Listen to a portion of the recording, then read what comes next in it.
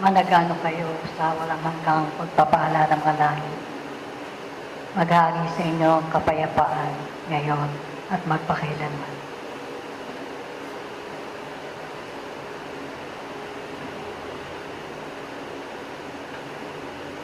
Higit ninyong nararamdaman ang init na nanonood sa inyong mga laman. Na tila baga nakapagbibigay sa inyo ang kabalisahan. Nagbibigay sa inyo nakaalinsanganan upang ang inyong mga sarili kalagayan ay mahinto sa pagpapatuloy na inyong lakarin sa buhay na ito. Ang tunay na mag-aaral na nakababatid ng lihim o hayag, karunungan ng mga langit, ay tinatanggap, inuunawa, sinusuri at tinitimbang ang lahat ng mga pangyayaring nagaganap sa inyong kapaligiran at higit sa inyong sarili. Upang dito'y maunawaan ninyo na kayo ay hinahasa, nililinang, at kinakailangang makita ang tunay ninyong kulay, ang kanyang pagkaginto, upang higit kayong kuminang sa pagpapatuloy na lakarin at pagsasakatuparan ng inyong mga dakilang tungkulin at pagpapakasakit sa kapatagan ng lupa. Ang tunay na mag-aaral ay hindi nagpapabaya sa kanyang katawang lamang ginagamit sa kasangkapan sa kapatagan ng lupa. Sapagkat kung magkagayon, kung kayo ay magpapabaya at hindi aalagaan ang katawang laman na inyong ginagamit, ay kayo rin ang pangunahing mauuntol at magkakasakit na bunga ng inyong pinagpaguran at sa lakas na inyong nawaldas sa buhay na ito.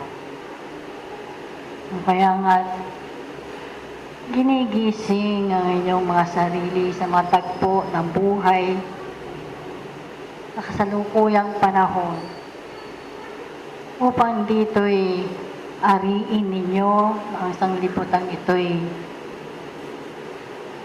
inyong tahanan na inyong pagmamalasakitan, na inyong paglilingkuran, sapagkat kayo ay pinulaos sa lupang ito. Hindi upang kayo ay magtampisaw sa kalayawan ng laman. Hindi upang magtipon ng maraming kayamanan na lupa, upang angkinin lamang ng inyong mga sarili.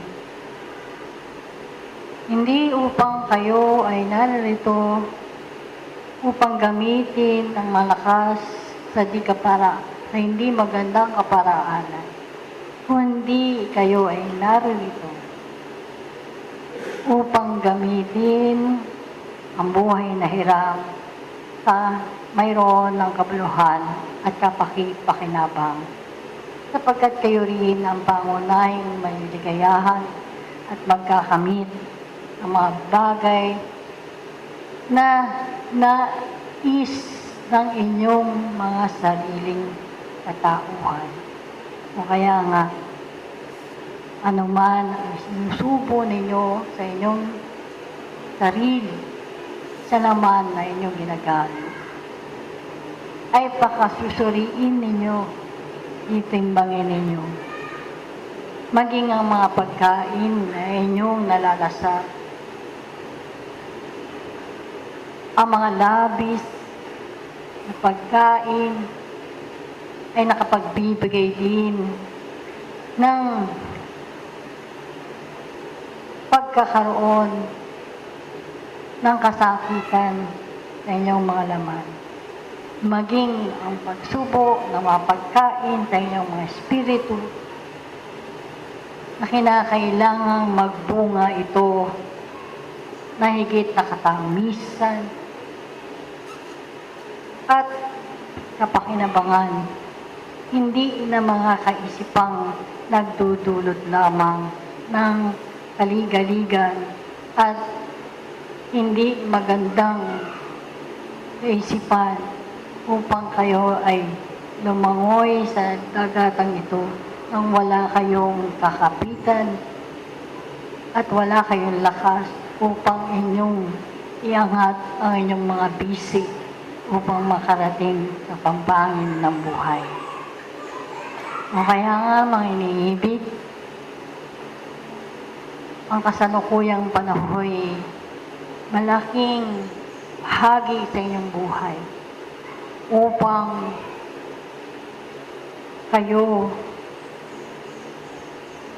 ay makapag-ugnay sa kaitasan at maibigay ninyo ang tamang pagbibigay sa inyong sarili na lakas upang maipagpatuloy ninyo ang buhay na ito hanggang sa huling yugto ng buhay na inyong mararating.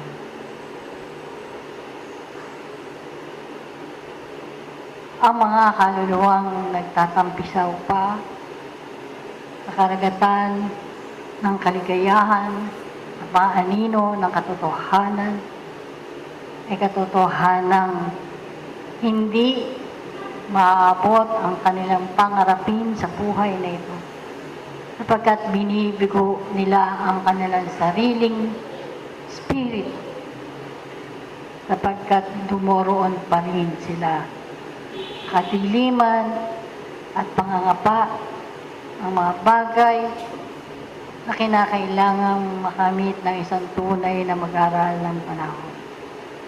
Kayo na mayroon na ng kabatiran ay higit ninyong iingatan at tatanuran ang inyong mga sarili sapagkat ang tunay na nakababatid ng kanyang pagkapanaog sa lupang ito ay hindi mag-aksaya ng panahon. Hindi niya bibiguin ang kanyang sarili, kundi higit na abutin ang kanyang pangarap upang ang kanyang kaligayahang hinihintay sa likod ng libingan ay hindi naroon sa pagsisisi, kundi naroroon ang pagpapasalamat at pagpupuri sa ating Ama sapagkat binigyan siya ng buhay at lakas, pag-asa, kasalukuyan upang magamit ang mga panahon ng mga paglilingkod at pagpapawagas ng kanyang ako. Ito ang maliit kong alay sa mapalad na umagang ito. At kung mayroon tayo ng mga bagong tutulungan, ay kinakailangang bigyan muna sila ng pangunahing pagsasandaang pangpalad upang higit na maunawaan ang mga aralin at katotohanan binabahagi sa luluyang ito upang sa aking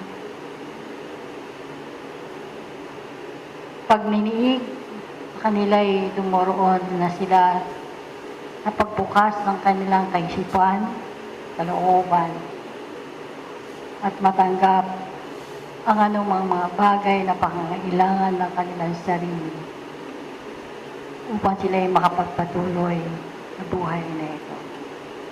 Muli ay magpapatuloy tayo sa ibaba.